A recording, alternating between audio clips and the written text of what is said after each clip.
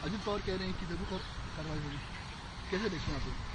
देखिए, ये व्यवस्था किस तरह से चलानी चाहिए इसका इनको ज्ञान नहीं है, या तो इनके लिए वक्त नहीं है। भ्रष्टाचार से ग्रस्त हो चुकी है सरकार। दिन ब दिन ऐसे आपको प्रकरण मिलेंगे कि जहां इनके इज्जत की धज्जियां उड़ रही हैं और सभी लोग सरकार से अपनी खुद की सेवा किस तरह से करवाएं इसमें लगे हुए हैं। तो इसीलिए इतना बड़ा घोर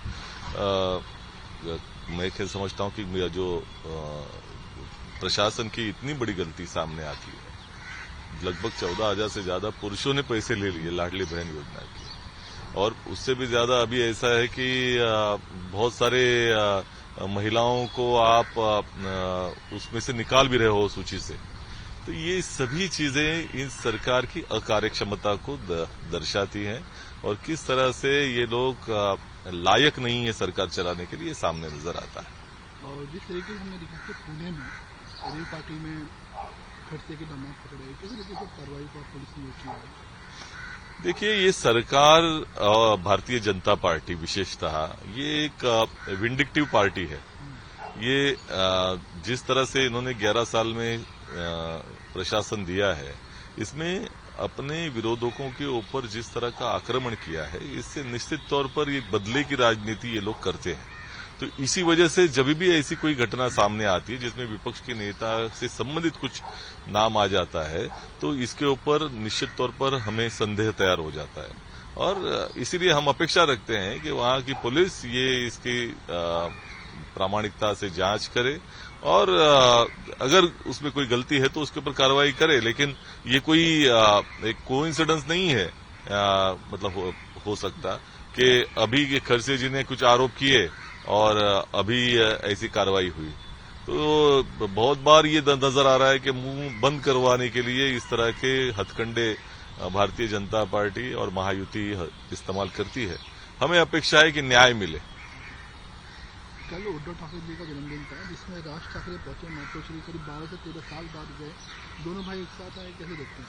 ये जन्मदिन है और निश्चित तौर पर जन्मदिन में अपने विरोधियों को भी हम लोग शुभकामनाएं देते हैं। ये हमारी राजनीतिक संस्कृति है और ये तो दोनों सही मायने में भाई हैं और अगर वो चले गए तो इसमें भारतीय जनता पार्टी या उनको शायद पेट में दर्द होगा, लेकिन मुझे लगता है कि ये एक शिष्टाचार है और उस तरह का शिष्टाचार हमारी संस्कृति में होना चाहिए। आज पार्लियामेंट में, लोकसभा में आज ऑपरेशन सिंदूर का लेकर डिस्कशन होगा, कैसे देखते हैं? देखिए, ऑपरेशन सिंदूर के बारे में निश्चित तौर पर चर्चा होनी चाहिए। लोकतंत्र है। भारतीय जनता पार्टी लोकतंत्र की परिभाषा को बदलने की कोशिश कर रही है, जिसमें उनके साथ में सवाल पूछना ये बहुत बड़ी गलती हो जाती है। जहां तक पाकिस्तान के ऊपर कार्रवाई की बात है, पूरा विपक्ष खड़ा हुआ था, कांग्रेस पार्टी ने पूरी तरह से सरकार के पीछे खड़ा रहने का काम किया और वहां अगर हमें यह पता चलता है कि आक्रमण करना ये इसके लिए जो हम लोग सरकार को समर्थन दे रहे थे, आक्रमण होने के बाद हमारी सेना को रोका गया। वो सीज फायर करवाने का काम अगर ट्रम्प कर रहे हैं, वो बार बार लगातार बोल रहे हैं, अमेरिका के राष्ट्राध्यक्ष हैं, तो उसका जवाबदेही तो बनती है, लेकिन ये जवाब देने से भागते हैं ये लोग। अभी भी प्रधानमंत्री जी हो, रक्षा मंत्री हो या किसी भी बड़े मंत्री ने कोई प्रेस कॉन्फ्रेंस नहीं की।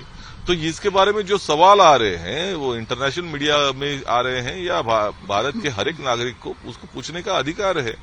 तो अभी भाग रही थी, अभी प्रधानमंत्री जी भी नहीं है।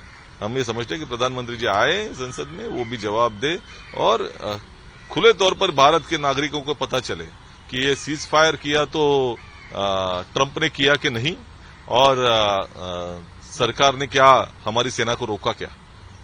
वही चिदम्बरम जी ने भी बयान दिया है कि जिस तरीके से पहलगाम में आतंकी हमला हो, जो हमलावर थे आतंकी थे, क्या वो पाकिस्तान से आए थे क्या नहीं आए थे, ऐसी बात कही। तो बीजेपी कह रही है तो पाकिस्तान को क्लीन चिट देने जैसा है। देखिए, पहली चीज है कि चिदम्बरम जी कोई ऐसे पद पे है नहीं, और दूसरी चीज ये है कि जहां तक बात है वो आतंकवादी घटना हुई और इसमें सुरक्षा की बड़ी गलती है और ये सरकार की जिम्मेदारी बनती है कि वो बताए कि 200 किलोमीटर से ज्यादा दूर है पहलगाम, बॉर्डर से, और वहां अगर आतंकवादी आ जाते इतने अंदर तक, तो ये किस तरह से आए हो? ये तो आपकी गलती है, तो आपने खुद ही भी मान ली थी, लेकिन कैसे हुआ ये तो पता चले हम लोगों को। दूसरी ओर जहां तक बात है, अभी तक वो आतंकवादी पकड़े भी गए नहीं। पहले तो आपने जो स्केच जारी किए थे वो अब 2 महीने के बाद कह रहे हैं कि वो गलत थे, दूसरे नहीं। तो 2 महीने तक किसको पकड़ने की कोशिश हो रही थी? तो ये सभी सवाल हैं। तो ये सवालों के ऊपर जवाब देने के बजाय जो सवाल पूछता है या उसके बारे में कुछ जानना चाहता है, लोकतंत्र में जानने का अधिकार सबको है, तो आप तो उसको पाकिस्तान को क्लीन चिट दी, पाकिस्तान के साथ जाओ, पाकिस्तान में जाओ, इस तरह की भाषा का प्रयोग करते हो। ये लोकतंत्र में ठीक नहीं है। भारतीय जनता पार्टी खुलकर सामने आ जाए, अपनी चूक मान ले कि ये आतंकवादी हमला होने दिया है और आज तक वो आतंकवादी लोगों को पकड़ा नहीं है। तो ये तो गलती है, सबसे बड़ी गलती है, महागलती है। तो जब देश के सामने उनको पहले तो माफी मांगनी चाहिए। बात करेगा मुंबई में, तो मुंबई में पोर्ट होल इशू भी सामने नजर आ रहे हैं, सड़क पर गड्ढा है, इसको लेकर भी आप देखिए, अभी पवई में एक घटना हुई, बहुत ही अफसोसजनक है। पवई में एक बाइक चलाने वाला आदमी वो वहां गड्ढे में गिर गया। गड्ढे में गिरने के बाद वो ट्रक के नीचे आ गया।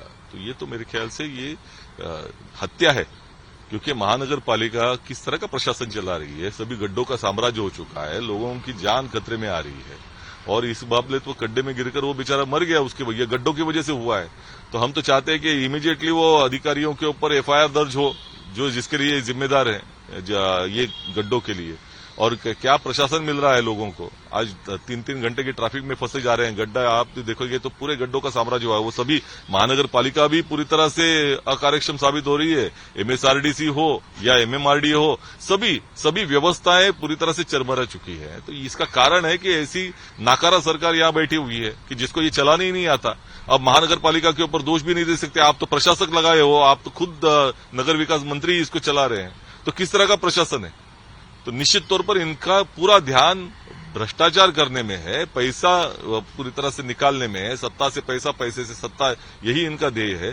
लोगों को प्रशासन देना चाहिए, लोगों को ये देश की आर्थिक राजधानी है और इस तरह का व्यवस्थापन इधर होगा तो इससे बड़ी अफसोस की बात कुछ नहीं हो सकती। स्वच्छता में 33वां नंबर आ गया भारत में, पूरे भारत में, पूरे विश्व में। तो विश्व के लोग आते क्या देख रहे हैं?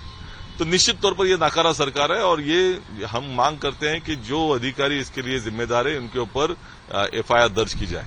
आखिरी सवाल ये कि जिस तरीके से बिहार में एसआईआर को लेकर आज सुप्रीम कोर्ट में सुनवाई चल रही है, आज भी हियरिंग होगी, तो देखते हैं। देखिए, एसआईआर ये जानबूझकर की गई, भारतीय जनता पार्टी के हित में की गई ये एक